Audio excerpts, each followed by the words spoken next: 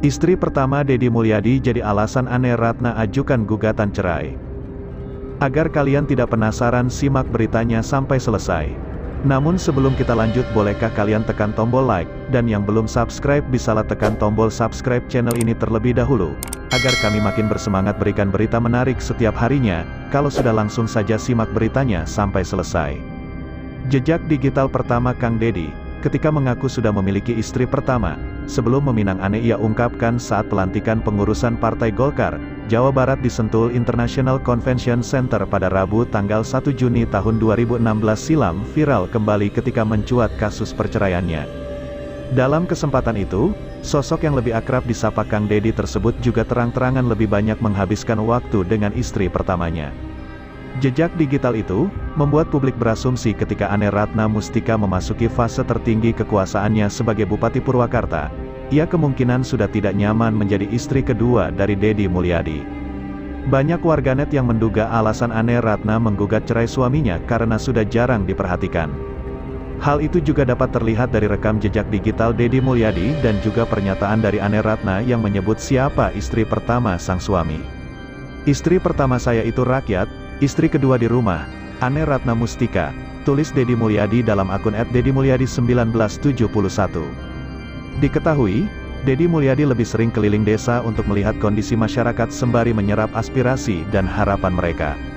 Namun, setelah lama menjadi misteri alasan Ane gugat suaminya, kini akhirnya dia ungkap juga, di mana ada 3 poin menjadi alasannya menggugat suaminya. Pertama, karena tidak diberi nafkah, KDRT psikologis dan keuangan yang tidak transparan. Hal tersebutlah yang membulatkan tekadnya bercerai. Terbaru Kang Deddy Mulyadi unggah foto bareng Nihyang. Netizen, ayah adalah cinta pertama anak perempuannya. Laksana riang dalam duka Kang Deddy Mulyadi rupanya memiliki rindu yang amat besar terhadap putri kecilnya Nihyang. Kang Deddy Mulyadi bertemu dengan anak bungsunya tersebut saat Ane Ratna Mustika ke Tanah Suci. Ada wajah bahagia yang tak terpungkiri saat Deddy Mulyadi berdua bersama orang yang dianggap sebagai penghilang gundah dan sumber kebahagiaan. Cinta dan keikhlasan, membawaku selalu bahagia bersamamu, Nihyang Sukma Ayu, tulis Kang Deddy Mulyadi pada Instagram @deddymulyadi menjelaskan keharmonisan dia dan putrinya itu, tanggal 11 November tahun 2022. Kebahagiaan yang ditunjukkan antara Kang Deddy Mulyadi dan Nihyang itu telah membuat patah hati banyak warganet. Ayah adalah cinta pertama anak perempuannya, komentar seorang netizen @mom4a_berni. Warganet berharap prahara rumah tangga Kang Deddy Mulyadi dan Ane Ratna Mustika yang kini sedang berada di tepi jurang itu bisa menemukan jalan damai demi kebahagiaan Nihyang. Sebelum membuka lembaran baru, sebelum terlambat, semua bisa dibicarakan demi makhluk kecil, Nihyang, harap seorang warganet. Hyang pelipur lara, KDM sebelum terlambat buka lembaran baru ngelehan olo ambu toh bukan masalah apa, semua bisa dibicarakan demi makhluk kecil. Bagaimanapun dampak perceraian merusak psikis anak, harus ada action ayah pasti bila saling memaafkan dan introspeksi pasti akan ada damai, ungkap @teti81. Sementara itu warganet lain berdoa agar Allah SWT bisa meruntuhkan kerasnya hati Kang Deddy dan Ane Ratna agar keduanya bisa saling memaafkan dan kembali saling merangkul. Semoga Allah Sang Pembolak-balikkan hati akan membuka hati KDM dan Ambu untuk kembali bersatu. Mengalahlah Pak, orang yang mengalah adalah orang yang mulia. Memohon maaf pada Ambu, rangkul dia, tulis @susiapriyanti70. Warganet harap kisah Lesti Kejora dan Rizky Bilar terjadi pada Ane Ratna Mustika dan Deddy Mulyadi, pulang umroh damai. Pedangdut Lesti Kejora sempat menghebohkan jagat maya usai melaporkan sang suami, Rizky Bilar lantaran kasus KDRT yang terjadi. Namun, sepulang dari melaksanakan ibadah umrah, laporan tersebut Lesti Kejora cabut. Lantas apakah hal tersebut akan berlaku bagi Bupati Purwakarta Ane Ratna Mustika yang kini tengah menunaikan ibadah umrah? Seperti diketahui, Bupati Purwakarta tersebut menggugat cerai suaminya, Deddy Mulyadi. Ambu Ane, sapaan akrabnya, kini telah sampai di Madinah dan membagikan momen di sana yang tengah diguyur hujan. Menjelang salat zuhur atau Jumat, Madinah diguyur hujan besar, tapi jamaah senang mereka basah-basahan, hujan-hujanan, kata Ambu Ane. Diketahui, Ane Ratna Mustika sempat meminta maaf dan memohon doa kepada masyarakat Purwakarta sebelum dirinya bertolak ke Tanah Suci. Doakan kami semoga bisa melaksanakan ibadah umroh ini dengan lancar dan khusyuk. dan mudah-mudahan meningkatkan keimanan dan ketakwaan kita kepada Allah SWT, katanya. Bupati Purwakarta tersebut menjalani ibadah umrah di tengah proses hukum gugatan cerainya terhadap Deddy Mulyadi yang masih berjalan. Di sisi lain, Ane Ratna Mustika pun mengaku rindu untuk berziarah ke makam Nabi Muhammad SAW. Tentu saja ini adalah kerinduan saya dengan rombongan untuk bertemu dan berada di makam Rasulullah. Mohon doa restu dan mohon maaf lahir dan batin, ujarnya. Lebih lanjut, apakah kisah Ane Ratna Mustika akan sama dengan Lesti Kejora yang mencabut laporan serta berdamai dengan sang suami usai dirundung masalah? Sekedar informasi, tidak sedikit warganet yang berharap Ane Ratna Mustika dan Deddy Mulyadi berdamai. Lalu dapatkah hal tersebut terjadi? Terlebih Ane sempat berujar bahwa dirinya tidak akan lagi menerima ruang dialog untuk berdamai dengan Deddy Mulyadi. Meski begitu, jika melihat kasus yang sempat terjadi pada Lesti Kejora dan Rizky Bilar, kemungkinan pun bisa saja terjadi pada pasangan Ane Ratna Mustika dan Deddy Mulyadi.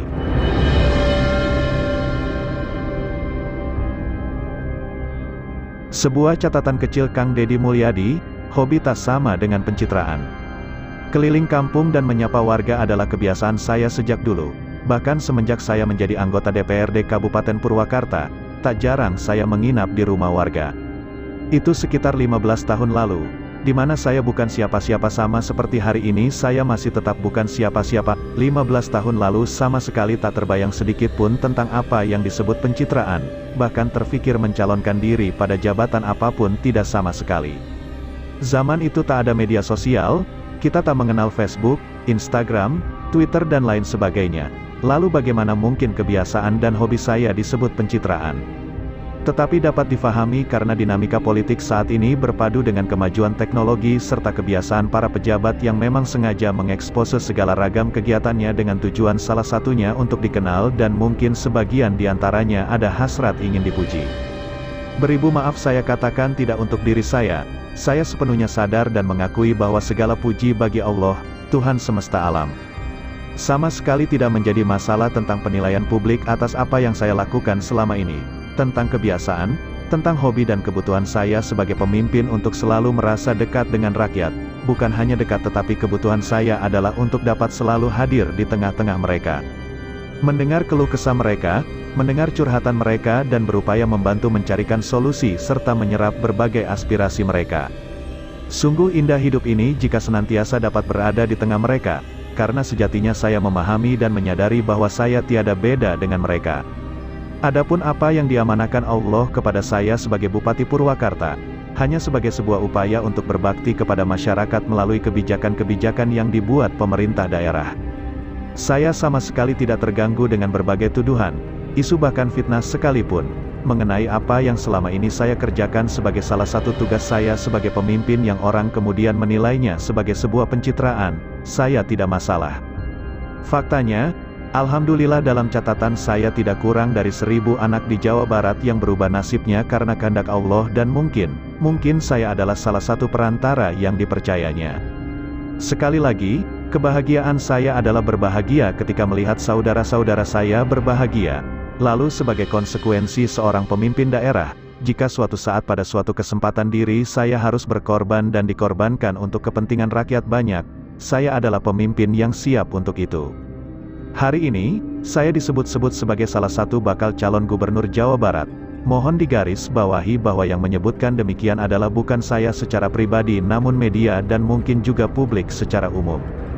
Sampai hari ini saya tidak pernah mendeklarasikan apapun tentang itu. Biarkan publik yang menilai. Biarlah nanti partai yang menentukan tentang itu. Lebih jauhnya lagi semua telah tertulis dalam buku takdir saya.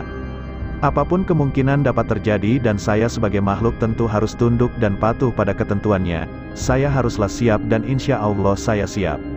Lalu sebagai Ketua DPD Partai Golkar Jawa Barat, saya katakan pada seluruh jajaran pengurus serta kader Partai Golkar Jawa Barat untuk senantiasa menjaga soliditas dan menghindari pergolakan internal apapun penyebabnya. Saya memahami kecintaan kader terhadap partai ini begitu tinggi dan saya meminta agar kita selalu mengelola energi kecintaan terhadap partai ini terkelola dengan baik. Sebagai pucuk pimpinan Partai Golkar di Jawa Barat, saya tidak menghendaki ada pihak-pihak lain yang mencoba menyulut gejolak serta menuai berkah dari gejolak itu. Saat ini saya masih menjabat sebagai Bupati Purwakarta. Mohon maaf, saya sepertinya tidak dapat menanggapi terlalu jauh hal-hal yang tidak terlalu penting serta beribu maaf. Prioritas saya saat ini adalah menyelesaikan tugas saya untuk berbakti pada warga masyarakat Purwakarta. Jadi siapapun yang mencoba merusak konsentrasi bekerja saya sepertinya butuh energi lebih besar lagi untuk dapat membuat saya terganggu.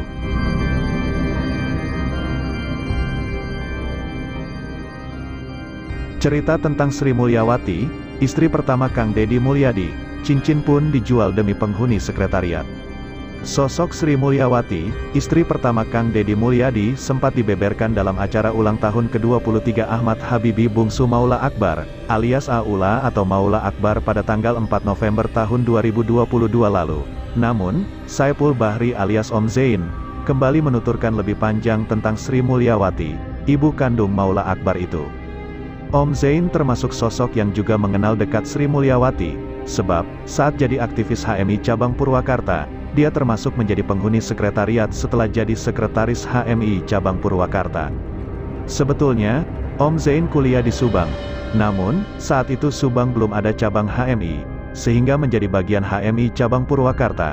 Setelah dia jadi sekretaris HMI Cabang Purwakarta, akhirnya tinggal di sekretariat. Sejak itulah dia makin mengenal Kang Deddy dan Sri Mulyawati. Dia menjelaskan, pada era 1990-an itu, banyak pengurus atau kader tinggal di sekretariat HMI Cabang Purwakarta. Saat itu sekretariat berada di bangunan yang kini jadi lokasi STAI Mutakin Purwakarta. Di sekretariat itu, beberapa yang tinggal adalah Kang Deddy, Om Zain, Ojat Sudrajat, kini pengacara Purwanto atau Bos Ipung, Kadisdik Purwakarta, Aziz Zulkarnain, dan Agus Wahyudana. Sedangkan perempuannya ada Sri Mulyawati, Mbak Carini, Mbak Ida, Uni Sadiah. Ini teman-teman yang dekat, setiap hari ketemu, kata dia dalam tayangan di kanal YouTube Maula Akbar. Kala itu, Kang Deddy Mulyadi adalah pendiri sekaligus ketua HMI Cabang Purwakarta. Om Zain sempat jadi sekretaris, dan Sri Mulyawati sebagai bendahara. Dijelaskan, sekretariat itu sebuah bangunan, yang bagian depannya ada hall atau ruang tamu, kemudian ke belakang ada petak-petak kamar, perempuan mengisi beberapa petak kamar, sedangkan yang laki-laki hanya satu kamar untuk bersama, namun tidurnya biasa di hall. Bahasa Sundanya sama pahit sama manis, jelas Om Zain kepada Maula Akbar. Dia pun mengenang, di antara para pengurus dan kader yang tinggal di sekretariat ini yang paling mampu atau disayang orang tuanya adalah Sri Mulyawati dan Aziz Zulkarnain. Mereka memang sering saling patungan, namun lebih sering menggunakan uang dari keduanya. Nah, kalau sudah kita tidak nemu makan, maka uang tabungan mamanya Aula dipakai. Nah, itu uang tabungan mamanya Aula pasti dipakai, terangnya. Mereka pun mengaku makan sama-sama. Bahkan, dia mengenang Sri Mulyawati sebagai sosok yang memiliki perhatian atau solidaritas yang amat tinggi terhadap teman-temannya. Sebelum Sri Mulyawati makan, maka biasanya tanya dulu ke teman-temannya apakah sudah pada makan atau belum. Jadi pagi-pagi kalau mau sarapan dia nggak mau sarapan sebelum dia nanya yang lain sudah sarapan atau belum, jelas dia. Om Zain bercerita, di saat semua orang yang tinggal di sekretariat belum makan, maka Sri Mulyawati sering mengorbankan uang tabungannya untuk membeli bahan makanan. Nah, kalau tabungannya ini udah habis, apa yang dia punya? Cincin dia jual, yang terpenting di sekretariat bisa makan. Nah, itu hebatnya mamanya Aula, tutur Om Zain. Suatu ketika, kata Om Zain, semua penghuni sekretariat sudah tak ada makanan, tak ada nasi. Akhirnya Sri Mulyawati hanya punya uang cukup untuk membeli mie. Akhirnya dibeli 2 bungkus mie, kemudian dimasak dengan banyak kuah dan makan sekitar 10 orang.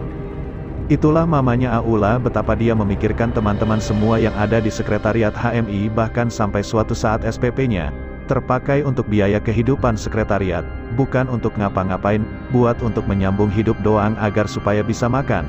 Papar dia, sekadar diketahui, Kang Deddy sebelumnya membuka siapa istri pertamanya, sebelum menikah dengan N. Ratna Mustika. Dia pun menyebut namanya Sri Mulyawati yang meninggal setelah 3 bulan melahirkan Maula Akbar karena kanker.